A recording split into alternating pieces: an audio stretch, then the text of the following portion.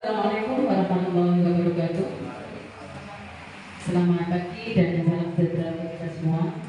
Yang kami hormati Bapak Kepala SMP 1 Jemorojo, Bapak Ibu Guru Bidan dan rekan sejawat yang luar biasa. Bagaimana kabar hari ini Bapak Ibu? Luar biasa. Sudah sarapan belum? Oh, sudah.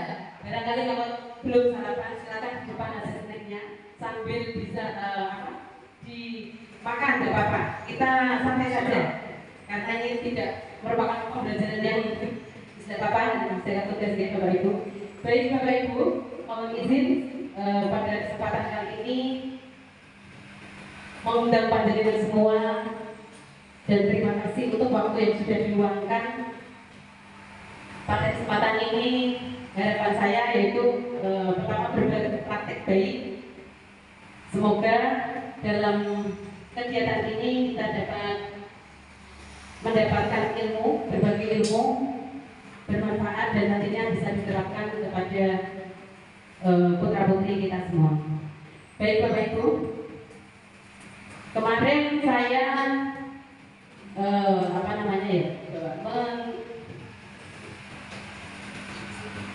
kepadepokan, istilahnya seperti itu kalau BK, yaitu mencari beberapa jurus dan kebetulan kami di sana mendapatkan 7 jurus.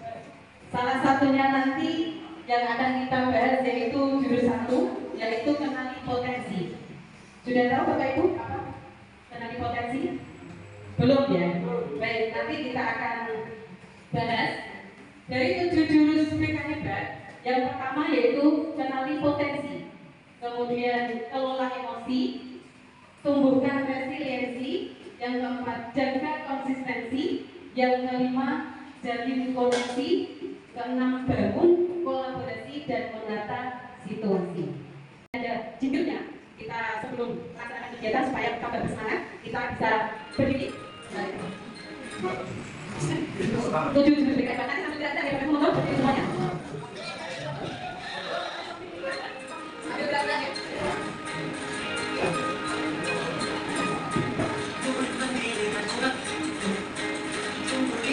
Sehat bersama guru yang hebat dengan tulus gunakan 7 jurus kenali potensi emosi bukan resiliensi jaga konsistensi menjalin koneksi membangun kolaborasi menata situasi.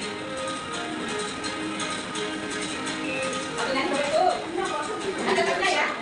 Dan jalan juga memberitakan tempat pertumbuhan bersama ayo kita wujudkan diri dengan tulus gunakan 7 jurus kenali potensi kelola emosi bukan resiliensi jaga konsistensi menjalin koneksi membangun kolaborasi dan menata situasi. Mereka hebat mulai berlawan 7 jurus mereka hebat 7 jurus katakan pembinaan. Baik Bapak Ibu, ini yang saya dapatkan selama 4 hari, yaitu ada 7 jurus. Nanti kita bisa pelajari, kita bisa pelajari bersama-sama. Dan kemudian pada kesempatan kali ini dan nantinya yang akan kita bahas itu jurus yang ke-1 yaitu kenali potensi.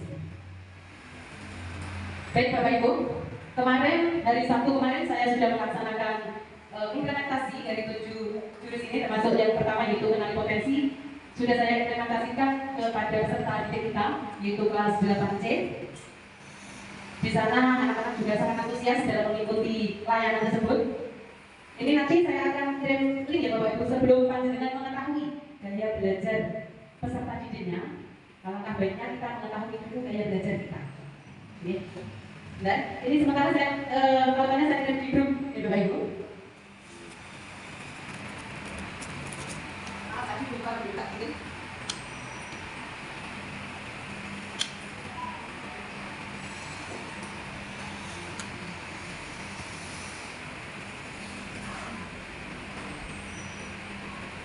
Baik, saya sudah kirim ke tautannya di grup Esado, monggo bisa dicoba. Silakan lakukan asesmen pada tautan yang sudah saya berikan. Itu ada dua tautan. Yang pertama, dikit yang gaya belajar dulu, supaya panjenengan mengetahui gaya belajar apa yang panjenengan miliki. Kemudian nanti yang kedua, boleh langsung untuk tes kemampuannya. Ada beberapa proses atau yang akan panjenengan lakukan. Monggo Bapak Ibu. Baik Bapak Ibu, sambil berjalan menyelesaikan tesnya, pernahkah Bapak Ibu ketika jam pembelajaran, ya jam pembelajaran berlangsung itu mendapati siswa-siswi berperilaku yang berbeda? Mungkin ada yang kotekan, kemudian ada yang diam, kemudian ada yang mondar mandir, tidak tahu sama lokasi. Ada Bapak Ibu? Ada. Baik. Kalau ada, bagaimana Pak Wanto dengan menyikapinya?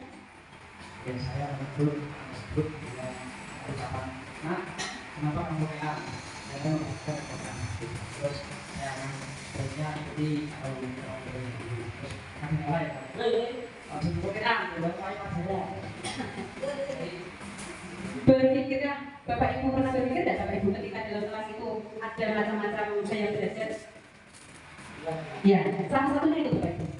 Ya, salah satunya mereka berbeda atau melakukan berbeda ya dalam gaya belajar mereka mungkin berbeda. Yang pertama, situasi menunjukkan bahwa setiap peserta didik ini memiliki karakter, gaya belajar, dan kebutuhan yang berbeda.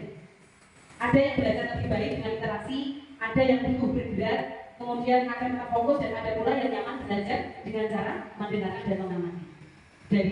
Dari hasil tes yang panjenengan tadi dilaksanakan dan sudah melakukan hasilnya, itu ya bisa jadi terjadi pada anak-anak tersebut. Mungkin ada anak yang gaya belajarnya visual, yang butuh mendengarkan saja, melihat, kemudian mendengarkan ketika Bapak Ibu menerangkan. Kalau yang lari-lari bisa jadi itu gaya belajarnya kinestetik, anaknya tidak mau dia pengen apa praktek. Kemudian Bapak Ibu sebagai guru, kondisi ini menjadi cermin penting untuk memahami keragaman siswa daripada langsung menilai bahwa mereka tidak memperhatikan, kemudian atau tidak disiplin. Kadang seperti itu ya, ketika Bapak Ibu mengajar bocah itu loh, nah kadang ada kita berbicara seperti itu. Ya mungkin hanya belajar anak tersebut tidak sesuai atau perlu kita kolaborasikan. Ya. Kemudian belajar melihat dari sisi kebutuhan mereka, bisa jadi mereka butuh pendekatan yang lebih aktif, kemudian variasi metode atau penguatan motivasi. Ya, jadi tujuan dari mengenali potensi ini apa Bapak Ibu? Guru BK atau guru BK ini mampu membantu murid mengeksplorasi potensi, minat, bakat melalui teknik asesmen pendidikan. Itu asesmen yang tadi. Kemudian kemarin sasaran yang saya lakukan di kelas siswa yaitu kelas 8C ini berjumlah 30 anak sebenarnya, cuman dari beberapa anak yang membawa HP itu hanya yang sekitar 24 ada anak yang tidak bawa HP, jadi mereka tidak bisa menjadi tes. Kemudian karakteristik siswa kelas 8C ini tergolong aktif karena memiliki gaya belajar. Kalau banyak itu kinestetik. Biasanya kalau kelas itu kok banyak kinestetik dinamakan tidak kami, biasanya itu kami. Ya, biasanya kami. Kemudian dari perkiranya itu masih bagus dalam mengambil kemampuan tinggi. Kondisi ini menjadi alasan penting kegiatan dengan potensi agar mereka dapat lebih memahami dan menghargai dirinya sendiri.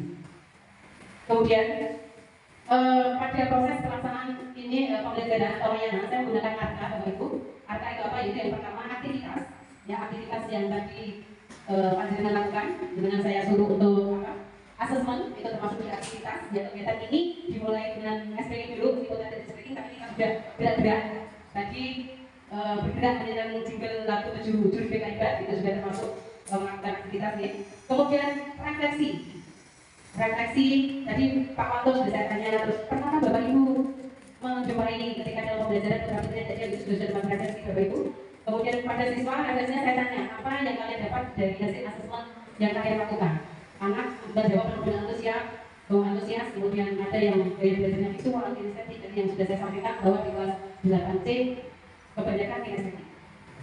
Kemudian yang selanjutnya adalah apa itu kenali potensi.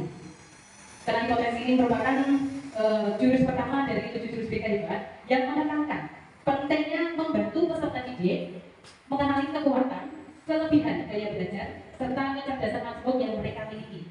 Melalui jurus ini, guru BK dan non-guru BK bisa mengajak peserta didik untuk menyadari keunikan diri dan memahami bagaimana potensi tersebut dapat digunakan untuk meraih keberhasilan belajar maupun kehidupan sosial. Baik Bapak Ibu, tadi ada pertanyaan. Nah ini, mengenal 3 gaya belajar. Yang pertama itu gaya belajar visual. Gaya belajar visual itu adalah lebih mudah mengingat informasi dalam bentuk gambar, grafik, warna atau tulisan. Ya. Kemudian senang membaca dan mencatat. Tertarik pada tampilan visual seperti diagram, mind map, video, kemudian ilustrasi atau slide presentasi. Kemudian sangat memahami pelajaran, cenderung membayangkan dalam pikirannya. Jadi ketika Bapak Ibu menerangkan, dia membayangkan apa yang diterangkan Bapak Ibu tadi, kemudian dia rangkum, dia dalam pikirannya. Gitu ya. Kemudian gaya belajar auditori. Ya, ini lebih cepat paham jika informasi disampaikan secara lisan. Mendengarkan, masuk kemudian senang berdiskusi, mendengarkan penjelasan atau mendengar suara guru. Kemudian mudah mengingat informasi yang didengar seperti lagu, cerita, atau percakapan. Cenderung mengulang informasi dengan cara mengucapkan. Ini yang gaya belajar auditori. Kemudian yang ketiga itu gaya belajar kinestetik. Ini belajarnya lebih efektif dengan menyentuh, bergerak, atau melakukan langsung. Ini seperti tadi Pak Cahyo, memang sesuai. Dia suka bergerak, itu. Memang sudah sesuai ya Pak Cahyo ya. Nah, langsung suka praktek, eksperimen, atau aktivitas fisik. Mungkin buku juga pernah menerapkan gaya belajar secara kinestetik, eksperimen. Ya Bu, pernah ya Bu ya. Kemudian mudah bosan jika hanya duduk diam terlalu lama. Nah, ketika anak yang mau dan mandiri itu dia perlu gaya belajar yang langsung praktek saja. Kemudian sering menggunakan gerakan tangan saat berbicara atau belajar. Kemudian Bapak Ibu, bagaimana ya jika dalam satu kelas itu ada 3 gaya belajar tersebut? Gimana Bapak Ibu cara menjaganya? Jika dalam satu kelas ada 3 belajar yang berbeda, bagaimana panjenengan untuk menikahnya? Terima kasih. Karena tadi kita memiliki murid dengan gaya belajar yang berbeda-beda, tentunya salah satunya ya, kita melakukan pembelajaran dengan cara yang bervariatif. Ada kalanya kalau kita belajar fokusnya, ada kalanya dengan melakukan kegiatan praktikum, kegiatan praktik, ada kalanya dengan metode diskusi untuk mereka yang suka bicara, dan tentunya mungkin juga dengan melakukan presentasi atau secara bisa. Betul sekali Bapak Ibu. Jadi bisa mengkolaborasikan dari 3 gaya belajar tersebut. Begitu ya Bapak Ibu. Jadi tidak hanya mungkin kalau olahraga seperti Pak Cahyo praktek ya, berarti ya ada prakteknya, mungkin ada teorinya sebelumnya. Jadi mengkolaborasikan, artinya mengkolaborasikan. Kemudian untuk tadi ada yang tes kemampuannya. Ini dinamakan kecerdasan majemuk Bapak Ibu. Ada 8 kecerdasan majemuk. Yang pertama itu cerdas visual spasial. Ya, ini membaca dan menulis untuk kesenangan. Pandai menyusun teka-teki, menafsirkan gambar grafik dan bagan dengan baik. Kemudian nikmati menggambar, melukis dan seni visual, mengenali pola dengan mudah. Tadi Bu Dias verbal linguistik ya Bu. Ya, cerdas verbal linguistik itu mudah mengingat informasi tertulis dan lisan. Kemudian jauh membaca dan menulis, berdebat atau memberikan pidato persuasif. Mampu menjelaskan sesuatu dengan baik, menggunakan humor saat bercerita. Sesuai tidak Bu? Iya, sesuai ya. Ya karena dia sendiri juga termasuk dalam di SD dulu pernah di MTN SMP itu pernah lomba pidato lah ya juga sesuai dengan karakteristik dari cerdas verbal linguistik. Kemudian cerdas interpersonal, adakah yang tadi cerdas interpersonal? Belum selesai gimana? Kakak mau dilanjut Bu ya tahu. Berkomunikasi secara verbal dengan baik, terampil dalam komunikasi non-verbal, kemudian melihat situasi dari perspektif yang berbeda, menciptakan hubungan positif dengan orang lain, selesaikan konflik dalam pengaturan grup. Dia disebut dengan cerdas interpersonal. Cerdas intrapersonal, ada? Cerdas intrapersonal, ini jenisnya itu menganalisis kekuatan dan kelemahan sendiri dengan baik, menikmati ketika menganalisis teori dan ide, memiliki kesadaran diri yang sangat baik, pahami dasar motivasi dan perasaan sendiri. Ini yang banyak cerdas kinestetik, terampil dalam menari dan olahraga, menikmati membuat sesuatu dengan tangannya, memiliki koordinasi fisik yang sangat baik, ingat dengan melakukan daripada mendengar atau melihat. Cerdas naturalis, Kemudian cerdas logis matematis dan cerdas musikal. Nah, yang sampai dibaca. Kalau Pak Panto cerdas musikal sampai 96% tadi. Itu peka terhadap musik, nada dan ritme. Sesuai ya Pak Panto ya? Sesuai. Senang menyanyi dan bermain alat musik. Suka menciptakan lagu. Ada lagu yang diciptakan Pak? Sudah ada Pak? Sudah. Tapi bisa dikatakan kalau sudah. Siap. Ada. Memahami dan mengingat melodi serta menciptakan melodi baru.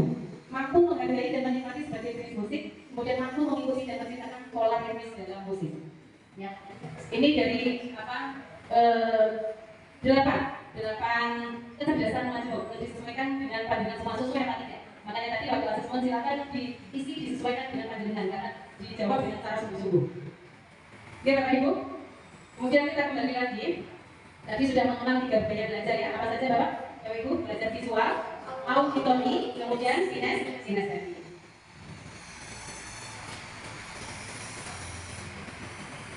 Baik Bapak Ibu, aksinya silakan panjenengan berkelompok sesuai dengan hasil yang panjenengan dapat, yaitu visual berkelompok dengan visual, kemudian auditory berkelompok dengan auditory, dan kinestetik berkelompok dengan kinestetik. Nanti ada lembar tugas yang saya akan berikan, silakan nanti lengkapi. Silakan berkelompok lengkapi tabel yang sudah saya sediakan dan saya bagi. Kemudian tuliskan hasil diskusi dan rencana penerapan kelas. Yang visual ya nanti kelompok visual misalnya dia belajar visual. Kemudian hasil diskusi kelompok hasilnya apa? Kemudian contoh penerapan di kelas.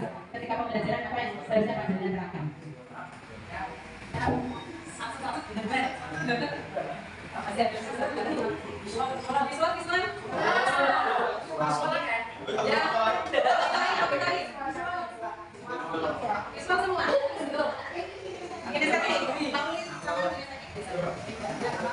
Sudah, yang mau tidak ada?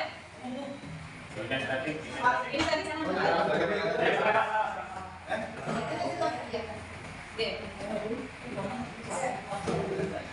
Sudah terbentuk kelompoknya ya Bapak Ibu? Ya, silakan diskusikan. Itu ada tabel, nanti mohon maaf tabelnya power. Diskusikan sudah di video, jadi video tenang saja. Silakan diskusikan dan lengkapi tabel yang sudah saya sediakan. Misalkan ini gaya belajarnya visual, ya. Yang gaya belajar visual kemudian hasil diskusinya apa? Nanti dalam kelas itu contohnya menyiapkan ide pembelajaran apa, gitu ya. Atau menyiapkan kegiatan apa? Kalau visual ya biasanya ide pembelajaran. Ide pembelajarannya apa? Hasil diskusi kelompok berarti contoh perkaranya seperti apa kalau visual. Baik, satu contoh ya. Yang auditory. Kalau kinestetik nanti dibilang malah dulu. Karena kebetulan yang auditory di sini ada. Misalkan auditory yaitu gaya belajarnya menyiapkan ide kegiatan untuk hasil diskusi kelompok. Yang contoh penerapan yang nantinya akan diberikan di kelas itu diskusi, kemudian bercerita atau dari rekaman suara. Itu contoh penerapan yang nantinya akan diterapkan di kelas. Sudah bisa kita ambil. Kalau itu yang auditory. Gimana, sudah selesai yang kinestetik? Sudah, boleh dipresentasikan, monggo. Siapa ini yang keluar ini?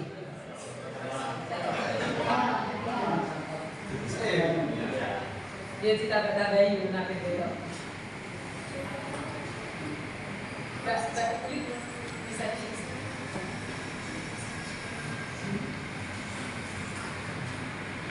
Assalamualaikum warahmatullahi wabarakatuh. Selamat pagi. Jadi saya di sini mewakili kelompok saya dari kinestetik. Hasil diskusi dari kelompok kami itu yang pertama itu kan aspek yang didiskusikan. Jadi untuk kinestetik kan anaknya lebih suka bergerak, jarang yang bisa diam secara lama kan nggak bisa. Di sini kita itu aspek yang pertama itu tugas untuk anak itu kita yang pertama itu ketika pembelajaran ya menampilkan sebuah video mengenai bagaimana mereka membuat sebuah kelompok untuk untuk membuat sebuah peran supaya menjadi film ataupun karya video yang bagus. Setelah mereka menonton video, kita bagi menjadi beberapa kelompok. untuk mereka menulis skenario video yang akan mereka tampilkan atau mereka demonstrasikan. Dan setelah mereka membuat skenario, mereka setiap anak dikasih sebuah peran. Jadi hasil diskusi kelompok itu mereka membuat peran. Jadi setiap anak itu dapat perannya. Kamu jadi ini, jadi itu, jadi apa? Jadi mereka setiap anak itu mendapat yang peran. Jadi mereka tidak bisa diam karena mereka tidak bisa diam. Jadi mereka memiliki tugasnya masing-masing. Nah, contohnya itu nanti mereka membuat sosio drama topik stop bullying. Jadi mereka nanti di hari itu mendemonstrasikan di depan teman-teman mereka mengenai drama stop bullying. Oke itu. Terima kasih. Assalamualaikum warahmatullahi wabarakatuh. Dikasih apa? Dikasih B, kasih O, kasih W. Bo, keren. Bo, keren. Terima kasih. Tepuk tangan untuk kelompok kinestetik. Baik, ya, sesuai dengan gaya belajarnya yaitu menyiapkan ide kegiatan. Boleh tadi disampaikan Pak Cahyo dengan cara memainkan peran. Ya, memainkan peran, kemudian simulasi atau kegiatan di luar kelas. Boleh. Yang visual, apakah sudah siap? Siap, boleh dipresentasikan. Monggo. Selalu. Tepuk tangan untuk visual. Terima kasih. Kami dari kelompok visual akan menyampaikan hasil diskusi, yaitu aplikasi asesmen gaya belajar visual. Aspek yang didiskusikan yaitu mengamati pertumbuhan atau proses perkembangan dari pelajaran IPA. Dan hasil diskusi kelompok itu nanti yaitu mencatat proses dari awal sampai akhir dari proses perkembangan tersebut. Dan penerapan di kelas nanti dalam pembelajaran yang pertama adalah anak-anak di guru memberikan tugas kepada anak-anak untuk membentuk kelompok, yaitu kelompok diskusi yang terdiri dari 3 sampai 4 orang dalam satu kelompok. Dan yang kedua nanti penerapan di kelas, setelah kelompok terbentuk nanti anak-anak akan dilihatkan dari YouTube atau video proses percakapan berlangsung. Yang selanjutnya adalah praktek mengamati. Jadi nanti anak-anak mengamati, sebelum diamati nanti anak-anak juga diberikan tugas untuk mempraktekkan, yaitu proses cara percambahan seperti menyiapkan bahan. Salah satunya ada botol aqua, terus biji kacang hijau, air, dan juga kapas. Setelah itu nanti anak diberikan lembar observasi, yaitu untuk memulai pengamatan yang dari pertama sampai dengan nanti proses pertambahan itu berhasil dari awal sampai selesai. Dan setiap hari anak diberikan kesempatan untuk yaitu melihat prosesnya, apa yang terjadi di hari pertama, hari kedua, sehingga nanti akhir dalam satu kelompok tersebut masing-masing akan mempresentasikan dari hasil yang dilihat, apakah sesuai dengan video yang dilihat ataukah ada sesuatu yang berbeda. Jadi nanti itu anak-anak untuk menggali informasi dan nanti dia tahu, oh ternyata yang saya lihat seperti ini dan yang saya praktekkan nanti seperti ini. Demikian dari gaya belajar visual. Terima kasih. Sama-sama. Luar biasa jawabannya ya. Tepuk tangan untuk belajar visual. Dikasih apa? Dikasih B, kasih O, kasih W. Wow, keren. Wow, keren. Baik, luar biasa jawabannya tadi. Sangat lengkap ya Bapak Ibu. Baik Bapak Ibu, jadi yang diharapkan dari hasil dan dampak kegiatan ini meningkatkan kepercayaan diri pada hari aktif di kelas ya, yang panjenengan lakukan dengan hubungan guru dan siswa menjadi lebih dekat. Siswa lebih berani mengakui kelebihan dan kekurangannya serta menyusun langkah perbaikan diri.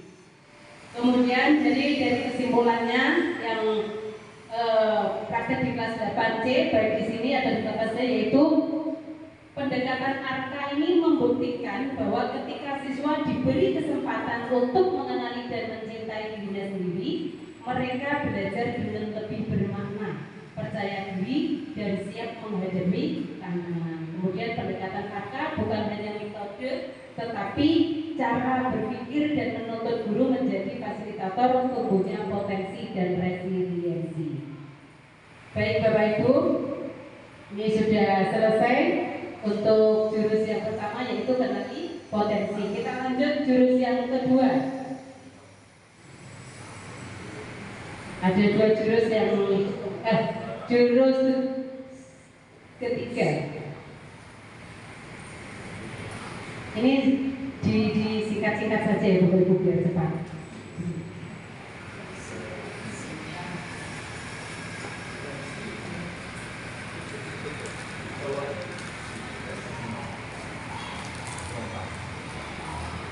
Baik Bapak Ibu, kita memasuki jurus yang ketiga, yaitu tumbuhkan resiliensi. Ya, aktivitas nanti pembelajaran ini aktivitasnya sama, yaitu kita akan melakukan aktivitas, kemudian refleksi, konsep, dan juga aplikasi. Ya, jadi sekarang kita akan melakukan aktivitas, yaitu membuat menara dari kartu. Ya. Kelompoknya sama dan Bapak, kelompoknya dibagi 3, ini ada 15. Boleh 3, boleh 2, tidak apa-apa. Kemudian setiap kelompok akan mendapatkan properti untuk disusun agar menjadi menara. Buatlah menara setinggi dan sekuat mungkin agar bisa menjadi pemenangnya. Kemudian akan ada angin ribut yang menguji kekuatan menara yang Anda bangun. Jika menara roboh, akan ada kesempatan kedua untuk membangun kembali. Kita boleh merasakan. Kemarin saya menyimpan kartu dari anak-anak, tapi di mana saya dibagikan sudah ada bapak yang dulu. Oke, jadi 3 kelompok saya jadi 3 kelompok.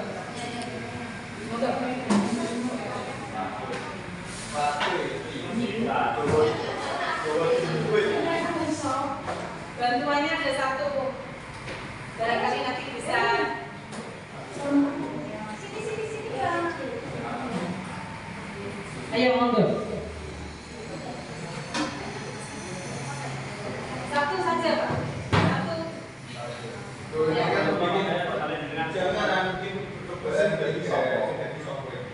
Sudah jelas ya.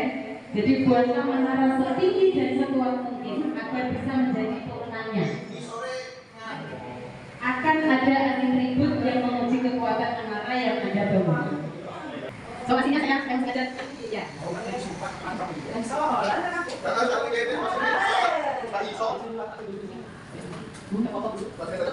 Boleh. Ini kalau mau butuh somasi, ternyata somasi saya siapkan, tidak bisa. Tinggal 2 menit Ibu.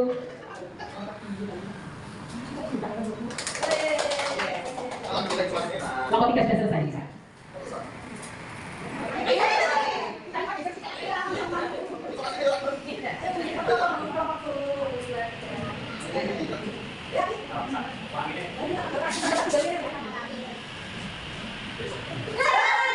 Pakai pulang lagi kalau. Kita mulai Bapak Ibu.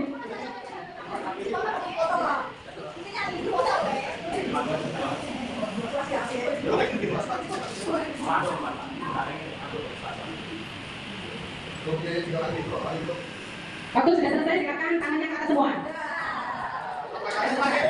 Baik, dari kelompok 1 boleh meniup dan menghembuskan angin. Bagaimana? Ada angin ribut dari kelompok 1 ke kelompok 3. Nah. Tidak susah. Kelompok 1 boleh, kelompok 3 ke kelompok 1 anginnya, silakan.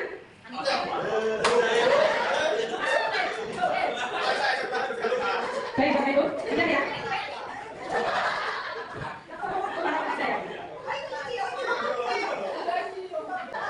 Baik. Jadi memang ada ketika panjenengan semua mau membangun itu kalau gagal itu berarti rasa kecewa ada, rasa frustasi ada, tapi bagaimana cara kita untuk bangkit kembali. Kemudian apa pelajaran yang paling berharga tentang daya lenting atau resiliensi yang panjenengan dapatkan saat berusaha bangkit dan membangun kembali dari poin-poin yang tadi roboh? Monggo, Pak Irul. Pelajaran yang paling berharga tentang daya lenting atau resiliensi tentu saat kita menyaksikan atau melihat kenyataan apa yang kita buat roboh atau hancur, tentu kita meningkatkan lagi resiliensi, pengetahuan kembali untuk bangun kembali puing-puing yang telah hancur. Bagaimanapun juga, karena daya lenting itu kan harus dimiliki oleh setiap orang. Kegagalan pasti ada, tetapi kegagalan itu kita anggap lebih kecil daripada semangat kita untuk membangun. Merdeka. Ya, pasti dari luar dari permainan ini Bapak Ibu guru juga pernah mengalami kegagalan atau bahkan sedang mengalami kegagalan. Pernah apa tidak Bapak Ibu? Saya yakin semua orang pasti pernah mengalami kegagalan. Tapi bagaimana cara kita menyikapinya atau bagaimana cara kita untuk keluar dan bisa bangkit kembali. Baik, apa itu nanti? Sudah ada yang tahu Ibu? Nah, kita akan Pak Yogi mau dikatakan Pak Yogi? Kalau bisa saya modelnya saja. Ini ada Pak Yogi. Translate, Pak Yogi kasih translate.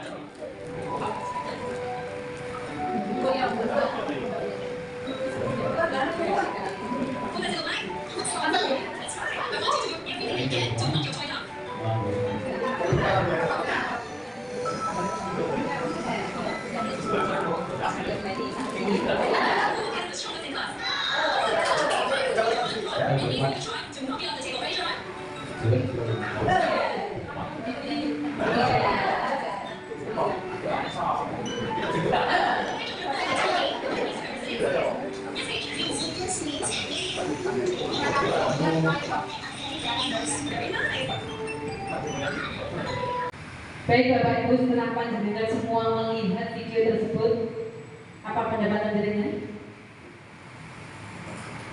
Dari permainan tersebut, itu kan permainan ya Bapak Ibu. Itu bagaimana daya lenting itu perlu. Tadi setahu saya, Ibu guru bilang siapa yang paling kuat di kelas ini. Kemudian Jerome lanjut. Jerome diberi alat memukul yang besar, kemudian disuruh memukul paling keras dan paling kuat. Kemudian mainan tersebut jatuh, apa yang terjadi?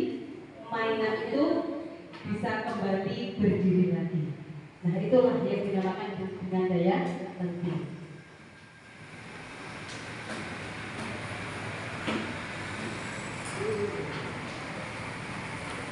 Jadi daya lenting atau resiliensi yaitu kemampuan seseorang untuk bangkit kembali dan pulih dari kesulitan, stres atau trauma yang dialami dalam hidup. Ini adalah kemampuan untuk beradaptasi, bertahan dan bahkan tumbuh lebih kuat setelah menghadapi tantangan. Kemudian ini ada satu video lagi.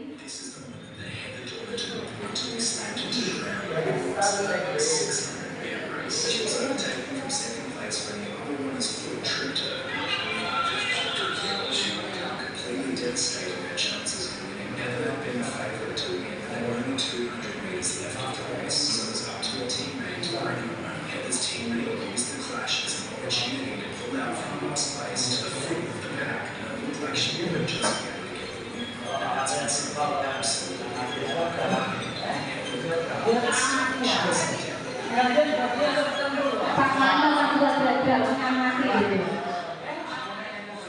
Belajar secara visual itu.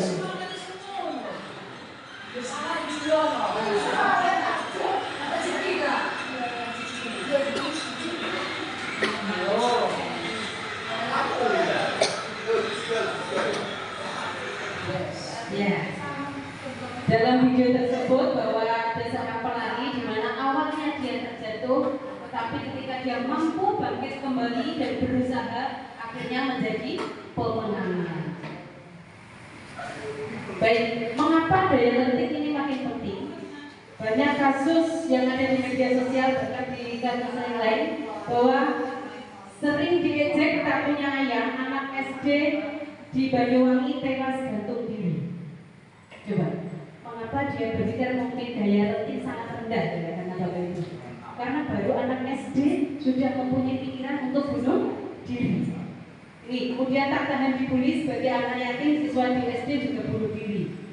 Siswa SMP bunuh diri saat HP-nya disiksa. Kalau mungkin menurut kita mau HP disita kok sampai bunuh diri, tetapi tidak dengan mereka, karena mereka mempunyai daya lentik yang sangat rendah. Jadi berpikirnya pendek, apa yang dia inginkan dilaksanakan saja.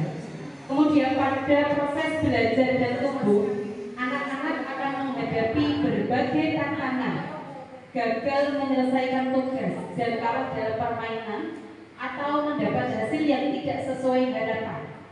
Kegagalan adalah bagian wajar dari kehidupan. Namun anak yang tangguh tidak berhenti ketika gagal. Mereka mencoba lagi, belajar dari kesalahan dan perlahan menjadi lebih kuat.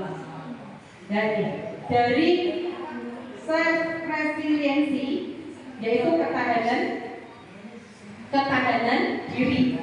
Dari self resiliency ini ada yang namanya self awareness. Apa Pak? Self awareness, kesadaran diri, emotional stability, adaptability, kemudian positive perspective, growth mindset, self compassion, dan active problem solving, atau yang dinamakan dengan pemecahan masalah yang efektif. Tapi kita terpusat pada growth mindset saja, yaitu pola pikir yang bertumbuh. Nah ini ciri-ciri dari fixed mindset atau growth mindset. Fixed mindset itu adalah pola pikir yang tetap, tapi kalau growth mindset itu pola pikir yang tumbuh. Jika mengalami kesuksesan, fixed mindset itu saya bisa sukses jika punya bakat. Tetapi yang mempunyai pikiran growth mindset itu saya bisa sukses dengan berusaha. Jika mengalami kegagalan, saya menyerah. Tetapi kalau growth mindset itu saya akan mencoba lagi. Jika mengalami kesulitan, saya tidak bisa. Saya belum bisa, artinya pasti akan bisa. Kalau mengalami masalah, mengapa masalah ini terjadi pada saya? Tapi kalau growth mindset, solusi apa yang bisa saya upayakan supaya saya bisa keluar dari masalah ini? Kalau mendapatkan kritik, saya sakit hati ketika dikritik. Tetapi kalau growth mindset, terima kasih, saya akan memperbaikinya. Jadi perbedaan fixed mindset dan growth mindset. Ini ada sebuah pernyataan Bapak Ibu. Apakah saya fixed mindset atau growth mindset? Saya percaya bahwa kecerdasan dasar saya adalah sesuatu yang tidak dapat saya ubah terlalu banyak. Fix atau growth ini apa? Positif atau negatif? Misalnya itu kan ada tanda centang dan tanda silang ya Ibu, silang. Berarti negatif. Ketika saya menghadapi tantangan, saya biasanya menyerah karena saya merasa tidak mampu. Fix atau growth? Fix. Ya. Saya percaya bahwa saya dapat meningkatkan kemampuan dan bakat saya jika saya berusaha dan bekerja keras. Grow, oh yes ya. Saya cenderung menghindari tantangan karena saya takut terlihat bodoh atau gagal. No. Kemudian saya melihat kegagalan sebagai kesempatan untuk belajar dan tumbuh, bukan sebagai bukti ketidakmampuan saya. Yes, atau grow mindset.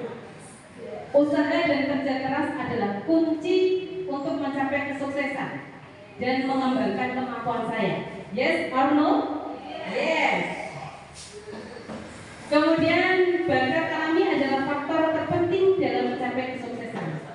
Usaha saja tidak cukup jika tidak berbakat. Yes or no? Yes or no? Ya, ini.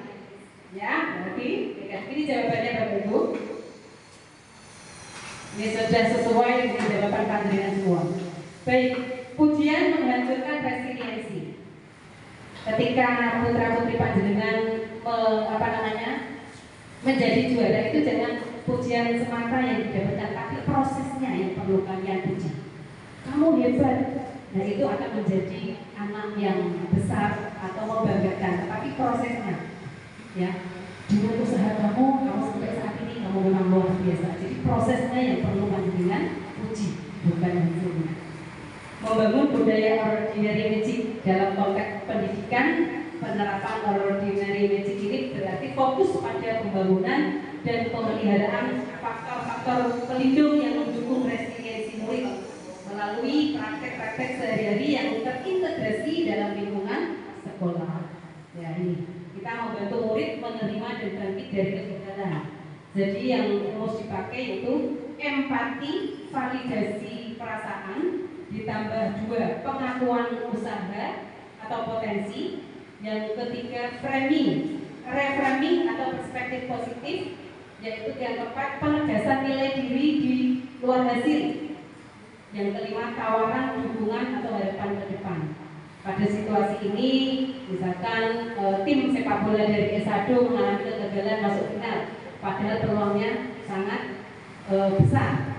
Nah, apa yang perlu diucapkan sebagai pendamping atau untuk memotivasinya, yaitu meskipun impian final kali ini belum terwujud, bukan berarti usaha kita sia-sia.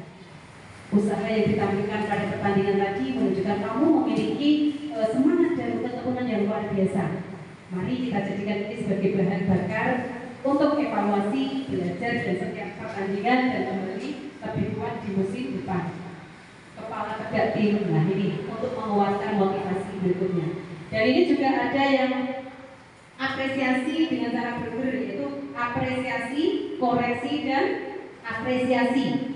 Nah, kalau dengan teknik burger, yaitu feedback, memberi masukan, ini diawali apresiasi. Contohnya, Bapak apresiasi kamu sudah mengerahkan upaya terbaikmu. Ini merupakan apresiasi awal. Kemudian untuk koreksinya, bagaimana agar kamu bisa mengurangi waktu menonton dan mengalokasikan lebih banyak waktu untuk latihan. Bapak percaya pasti kamu bisa. Ini termasuk sebagai apresiasi penutup. Dan contoh lain juga bisa dikatakan ya, ini teknik berfeedback, itu prinsipnya memberikan umpan balik dengan cara yang membangun agar peserta didik merasa dihargai, termotivasi dan mau memperbaiki diri tanpa merasa disalahkan. Ya, apresiasi awali dengan pujian atau pengakuan atas hal baik yang dilakukan siswa. Kemudian koreksinya, sampaikan hal yang perlu diperbaiki dengan cara positif dan konkret. Dan apresiasi penutupnya yaitu tutup dengan dorongan semangat atau harapan baik agar siswa mau berkembang. Nah, ini untuk aplikasinya. Dan yang terakhir ya, ini praktek memberi feedback dengan teknik burger. Ini nanti saya akan bentuk pasangan A dan B, ya. A nanti bertindak sebagai pemberi feedback, kemudian B sebagai penerima feedback. Gunakan teknik burger untuk memberi umpan balik sesuai skenario yang sudah ditentukan dalam lembar tugas nanti. Tulis kalimat dukungan dengan formula seperti bawah ini: diawali apresiasi, di tengahnya koreksi, diakhiri dengan apresiasi. Ini sudah ada skenario-nya Bapak Ibu, silakan nanti bisa dipraktekkan. Satu benar-benar khususnya hari ini. Praktek A dan B. A pemberi feedback, B penerima feedback. Ya, Bapak. mengirim laporan, kemudian presentasi berkelas yang kurang maksimal. Jadi gunakan teknik burger ya Bapak Ibu. Sudah selesai Pak Cahyo. Ini keluar dari saya.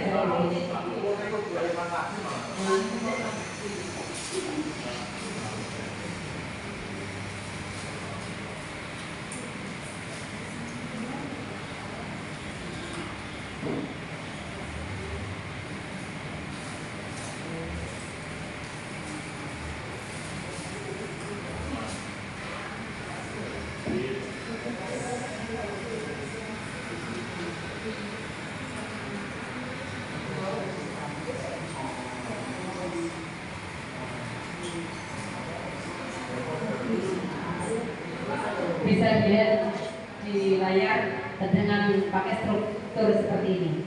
Jadi ketika murid kita mengalami kegagalan atau keberhasilan, silakan beri motivasi atau masukan ya dengan skenario yang sudah saya tentukan.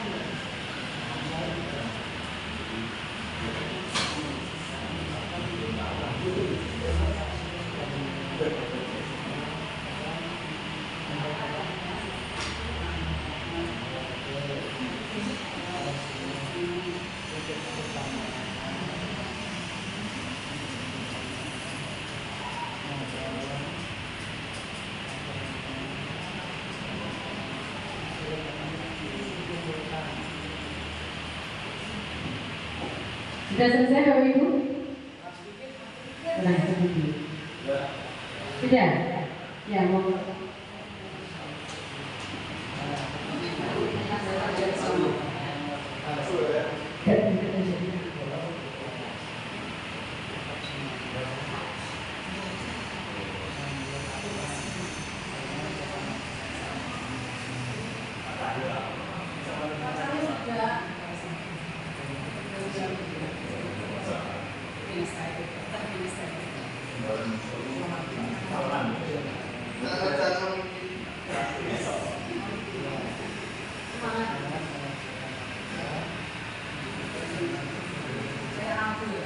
Ya, ini ada teman kita yang mau mempresentasikan. Monggo.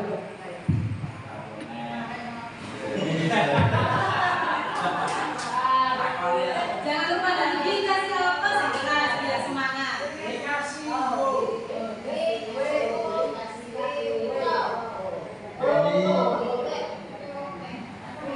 Ini feedback dari Bapak Erul dari BK. ya. Mungkin karena seragam saya beda. Terima kasih untuk apresiasi. Terima kasih telah berangkat sekolah melawan rasa malas.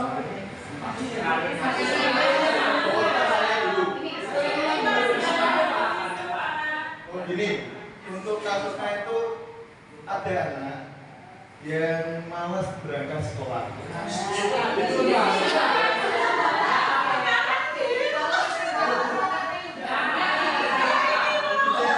Seorang siswa yang lupa mengerjakan tugas dan juga malas berangkat sekolah. Maaf, saya tidak melihat. Jadi untuk kasusnya itu seorang siswa lupa mengerjakan tugas dan juga malas berangkat sekolah.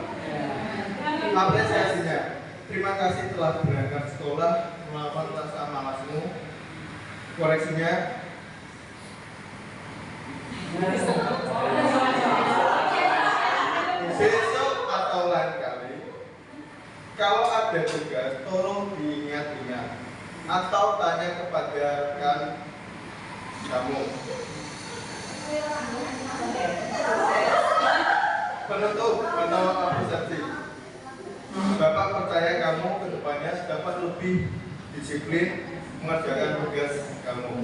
Tepuk tangan untuk saya.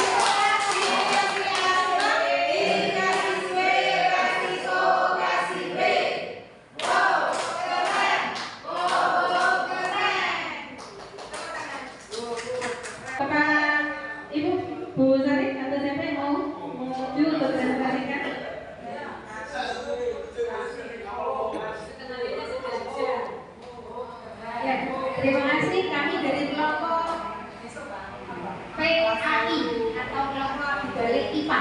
Ya. Kasusnya adalah seorang siswa menunjukkan peningkatan perilaku positif di kelas. Yang pertama adalah apresiasi. Nak, terima kasih sudah melakukan piket dari Sabtu ini dengan baik. Nah, itu untuk apresiasinya. Koreksinya, untuk piket ini dilaksanakan dalam 1 hari ini dari jam pertama sampai dengan jam ke-7. Berarti kebersihan dalam 1 hari ini adalah ditanggung jawab untuk piket dari Sabtu ini. Kemudian apresiasinya adalah kebersamaan lagi dan tentunya tanggung jawab ini dikerjakan secara bersama-sama dengan anggota piket tiap hari Sabtu. Semangat ya untuk piket dari Sabtu. Terima kasih untuk kelompok PAI dan IPA. Dikasih apa? Dikasih B, kasih O, kasih W. Wow, keren. Wow, keren. Ini satu lagi ya, siapa yang mau mewakili? Pak Wanto, Bu Budia, Bu Edi. Ini bahasa Indonesia ya. Teman-teman untuk berbahasa Indonesia.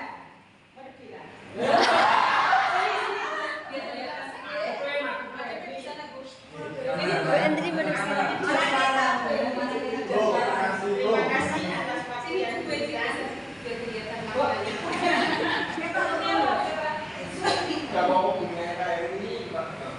ilustrasinya, rekan guru terlambat mengirim laporan nilai kelas.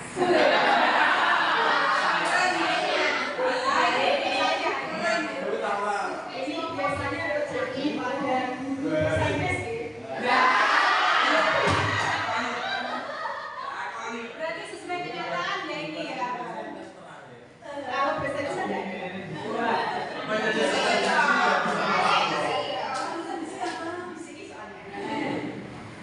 Untuk apresiasinya, ini bunyinya, ini yang ditulis oleh guru.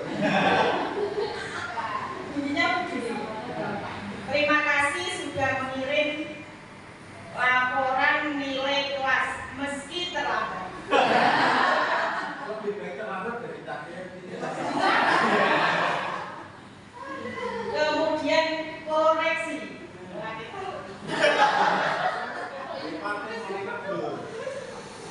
Untuk kedepannya, mohon laporan dikumpulkan tepat waktu. Kemudian apresiasi atau penutup. Tetap semangat mengerjakan laporan meskipun banyak tugas yang lain.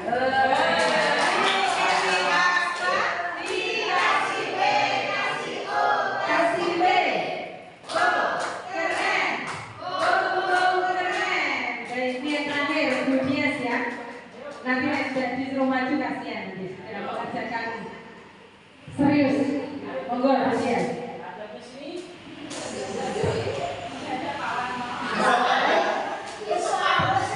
Baik, terima kasih untuk waktunya. Untuk di sini kasus kami yaitu tentang presentasi di kelas yang kurang maksimal. Nah, untuk apresiasi yang diberikan kalimatnya adalah terima kasih presentasi kamu hari ini sudah sangat luar biasa dan penyampaiannya juga sudah cukup lengkap. Koreksinya hanya saja mungkin perlu ditingkatkan lagi untuk kepercayaan dirinya sehingga volumenya juga bisa terdengar jelas. Untuk apresiasi yang kembali yaitu lebih semangat lagi, nanti seiring berjalannya waktu dan terbiasa pasti kamu akan lebih percaya diri dan jelas sehingga presentasinya akan menjadi luar biasa. Dikasih apa? Dikasih B, kasih O, kasih W. Oh, keren. Oh, keren. Baik Bapak Ibu, jadi Bapak Ibu sudah memahami semua ya. Bagaimana resiliensi, bagaimana cara menumbuhkan semangat dan motivasi, memberi masukan kepada peserta didik kita.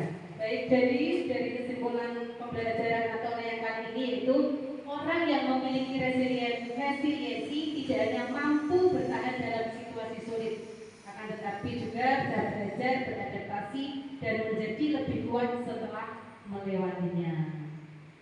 Baik, selamat merdeka, kalian sudah menuntaskan ilmu yang ketiga yaitu tumbuhkan resiliensi.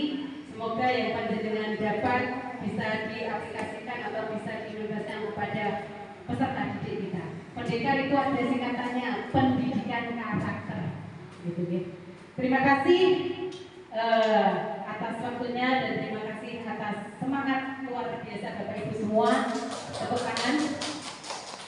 Mohon maaf jika dalam penyampaian saya banyak salah, banyak kurang dan memang perlu belajar dan belajar lagi. Saya juga pengen belajar dari panjenengan semuanya yang sudah senior. Terima kasih waktunya dan perhatiannya. Bagaimana Pak Wata? Ya, ditutup. Terima kasih. Assalamualaikum warahmatullahi wabarakatuh.